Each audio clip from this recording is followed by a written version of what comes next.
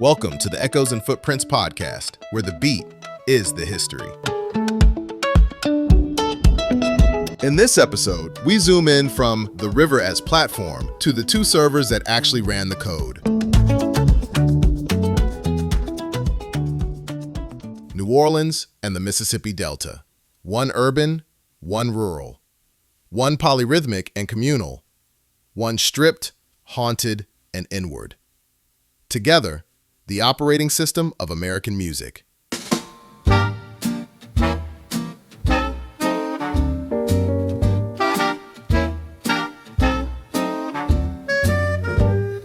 Part 1. New Orleans, the cradle of the rhythmic code of American music. If the Mississippi River was America's first streaming platform, then New Orleans was where the signal got remixed, where rhythms didn't just pass through, but learned how to talk to each other. Here's why New Orleans became inevitable. New Orleans didn't become important by accident. It was built to receive. It sat right at the mouth of the Mississippi, so anything moving up or down the river had to pass through. People, goods, ideas, sounds.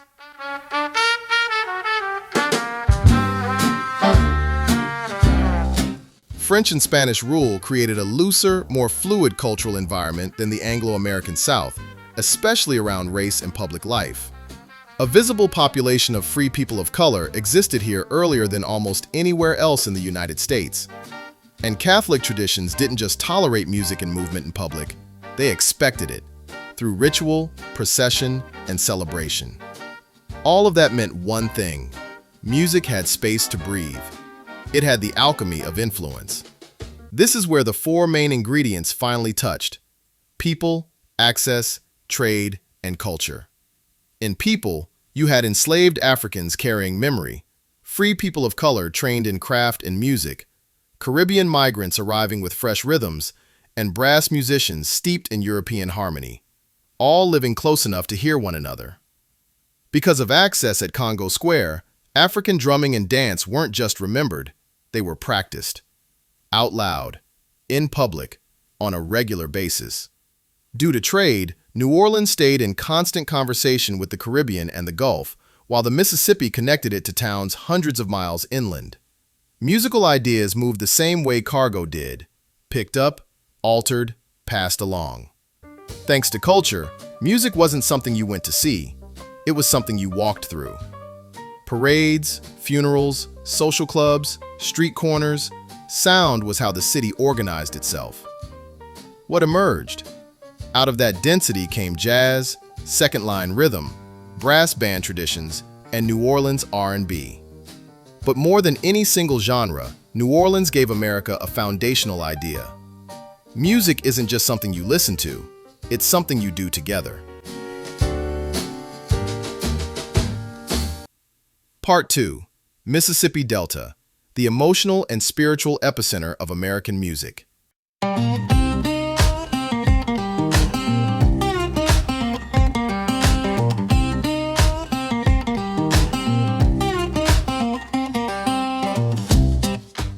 If New Orleans was about combination, the Delta was about compression. No port, no crowds, no safety net, just pressure. Ever wonder why the Delta became sacred ground? The Delta wasn't designed to create music, it was designed to extract labor. Plantation systems, then sharecropping, kept people trapped economically and geographically.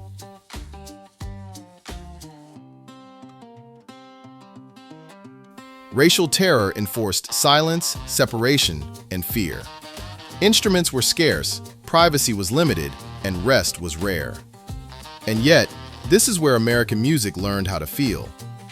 It also had the alchemy of influence in people, access, industry, and culture, but it was expressed differently.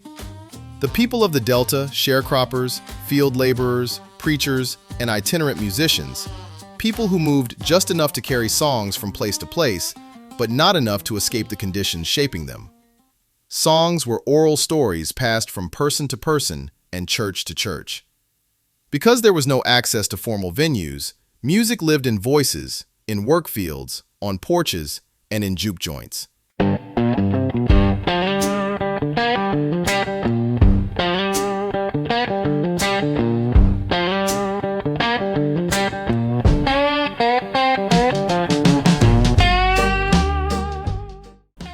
If a song survived, it survived because someone remembered it.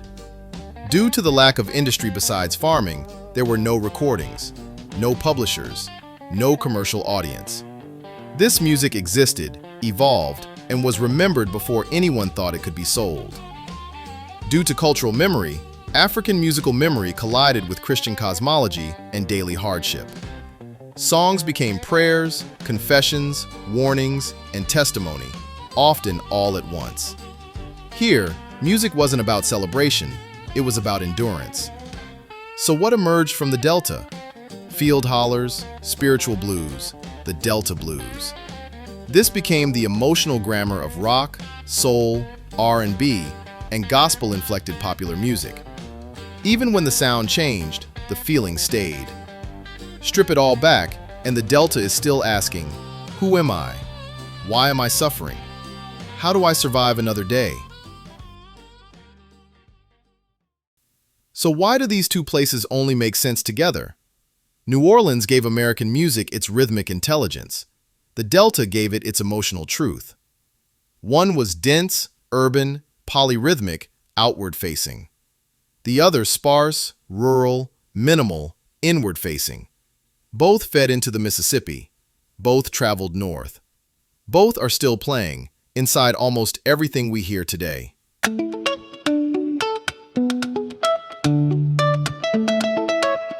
America didn't invent its music in studios or charts. It invented it where rhythm met survival, in ports and fields, where sound learned how to carry memory. Where we're going next.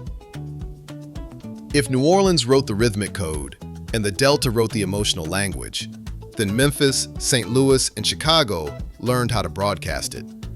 They didn't invent the music, they amplified it. Next, the story shifts to the distribution points, the places where this music didn't just survive, but got louder, faster, and harder to ignore. Memphis, where Delta blues plugged in, mixed with gospel and grit, and learned how to hit back. St. Louis, a crossroads city where ragtime, blues, and river traffic collided. Chicago, where Southern sound met Northern industry, amplification, and recording studios, and changed American music forever. This is where acoustic becomes electric, local becomes national, survival music becomes commercial power. The Mississippi River didn't just carry sound, it carried people who refused to leave their music behind. And once that music reached the cities, it was never going back.